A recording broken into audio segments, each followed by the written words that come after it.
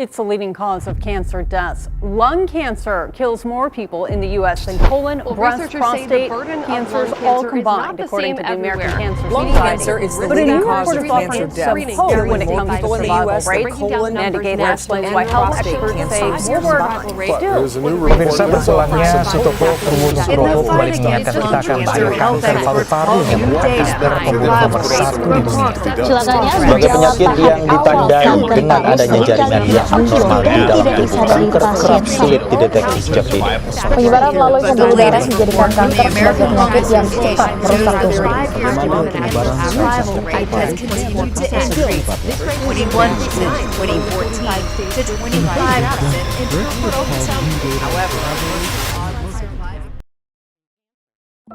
Halo Loligovers, salam sehat.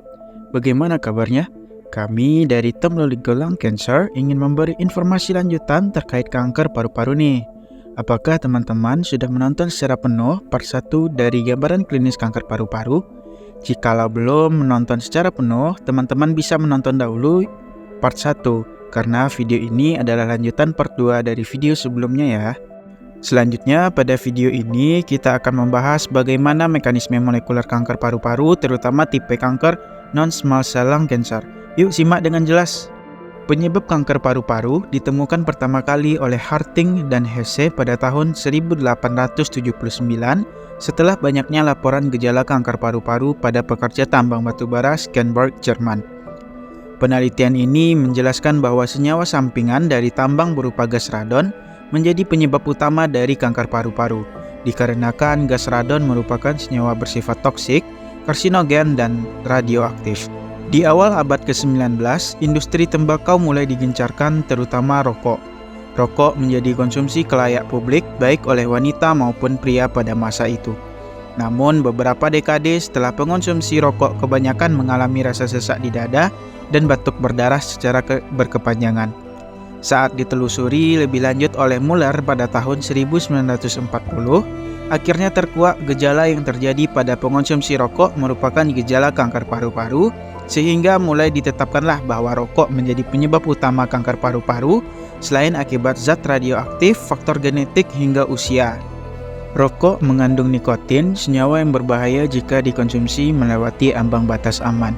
Dilaporkan kecanduan nikotin akan menginduksi paparan zat karsinogen seperti PAH dan NNK, sehingga dapat mempengaruhi proses pembentukan dan replikasi DNA, dikenal dengan paparan DNA edak berupa zat kimia atau DNA tambahan.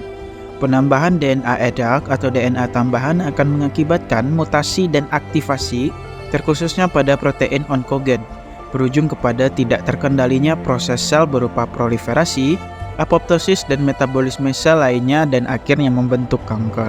Perkembangan kanker paru-paru akan melewati fase lesi pada saluran atau traktus pernafasan. Lesi ini akan menginduksi faktor penyebab kanker sehingga membentuk jaringan baru dikenal dengan neoplastik. Perkembangan lebih lanjut neoplastik akan berujung pembentukan sel kanker matang atau matur, sehingga berkembang lebih lanjut pada tingkatan stadium 1-4 pada sel kanker. Dilihat dari aspek molekuler, beberapa gen atau protein onkogen berperan penting dalam perkembangan sel kanker paru-paru.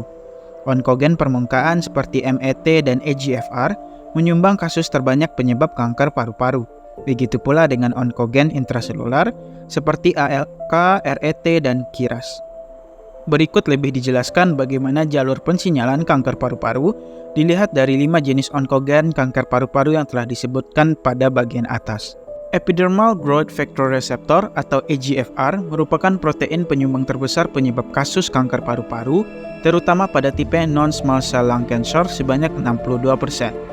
Jalur pensinyalan awal dimulai saat reseptor EGFR berikatan dengan ligan EGF dan TGF-alpha, sehingga mengaktifasi EGFR. Aktivasi ini mengakibatkan terjadinya transfosforilasi atau perpindahan gugus fosfat pada reseptor diikuti pengikatan dengan domain homo dan heterodimer kinase atau TK. Pengikatan ini akan mengakibatkan aktivasi jalur PI3K-AKT, RAS-RAF-MAPK, dan JAK-STAT. Dikarenakan terjadi ekspresi berlebihan atau overekspresi pada EGFR, akhirnya mengakibatkan reaksi akhir berupa jalur pengaktifasian yang telah dijelaskan. Di antaranya proliferasi invasi, metastasis, angiogenesis hingga apoptosis sel tidak terkendali berujung kepada kanker.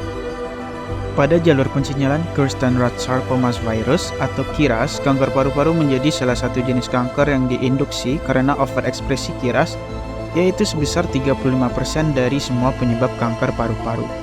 KIRAS awalnya diaktifasi melalui pengikatan dengan gugus guanosin trifosfat atau GTP. Aktivasi KIRAS akan mengaktifasi beberapa jalur pensinyalan. Aktivasi KIRAS akan membentuk siklus ketika KIRAS dengan gugus guanosin trifosfat kehilangan satu gugus fosfat membentuk guanosin difosfat. Nantinya guanosin difosfat KIRAS mengalami proses fosforilasi kembali membentuk guanosin trifosfat sehingga KIRAS dapat diaktifasi kembali. Kemudian jalur pensinyalan yang telah diaktifkan oleh KIRAS yaitu RAF-MEK-ERK dan PI3K-AKT-mTOR akan menginduksi proliferasi, invasi, metastasis, angiogenesis, serta apoptosis sel. Reaksi induksi ini akan tidak terkendali ketika terjadi overekspresi dan mutasi pada KIRAS, sehingga akan berkembang menjadi kanker yang lebih ganas. Protein fusi berupa EML4-ALK menyumbang kejadian kanker paru-paru sekitar 2 hingga 9%. Overekspresi dan mutasi terjadi ketika adanya translokasi dan inversi pada kromosom 2P sehingga menginduksi anaplastik lymphoma kinase atau ALK untuk berikatan dengan echinodermata, microtubule associated protein like 4 atau EML4.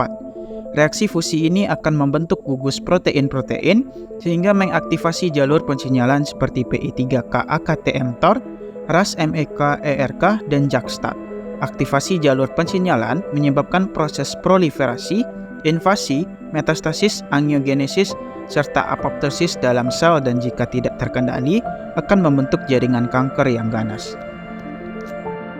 Protein fusi lainnya yaitu KIF5BRET juga menyumbang penyebab kejadian kanker paru-paru dengan persentase 1 hingga 2%. Sama halnya dengan EML4-ALK, pada KIF5BRET terjadi translokasi dan inversi pada kromosom 10q re-engineered during transfection atau RET mengakibatkan penginduksian fusi dengan kinesin family member 5B atau KIF5B.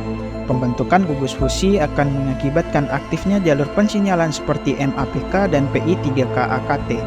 Aktivasi jalur pensinyalan akan mengakibatkan terjadinya proses proliferasi, invasi, metastasis, angiogenesis, serta apoptosis sel. Overekspresi dan mutasi akan mempengaruhi proses ini hingga mengakibatkan tidak terkendalinya proses-proses jalur pensinyalan, berujung pada perkembangan sel kanker. Jalur pensinyalan terakhir berupa MET atau dikenal juga dengan Hepatocyte Growth Factor Receptor atau HGFR berperan sekitar 1-6% dalam patogenesis kanker paru-paru. MET mulai diaktifasi ketika MET berikatan dengan ligan yaitu HGF. Aktivasi dimulai ketika pengikatan HGF-MET mengakibatkan autofosforilasi atau penambahan gugus fosfat secara langsung tanpa diperantarai dan akan berikatan dengan domain homodimer CMET. Aktivasi dari MET mengakibatkan aktivasi beberapa jalur pensinyalan seperti RAS, MEK-REK, dan PI3-AKT-mTOR. Lebih lanjut, aktivasi akhir mengakibatkan terjadinya proses proliferasi, invasi, metastasis, angiogenesis, serta apoptosis sel. Akan tetapi, sama dengan protein dan gen onkogen lainnya, MET yang overekspresi dapat berkembang lebih lanjut membentuk jaringan kanker. Nah, dari pembahasan onkologi molekular sel kanker paru-paru yang telah dipaparkan, apakah teman-teman terbayang bagaimana kompleksnya proses pembentukan dari kanker paru-paru? Oleh karena itu, teman-teman harus bisa menghindari penyebab dari kanker paru-paru tersebut. Selain itu, bagaimana ya jika keluarga atau orang terdekat teman-teman terkena kanker paru-paru? Bagaimana pengobatannya? Dan apa ada jenis bahan alam yang dapat menjadi suplemen pada penderita atau teman-teman yang ingin menghindari kanker paru-paru? Yuk simak di video berikutnya, terus pantau sosial media kami ya. Dan sampai jumpa di informasi berikutnya. Dodi Gofar.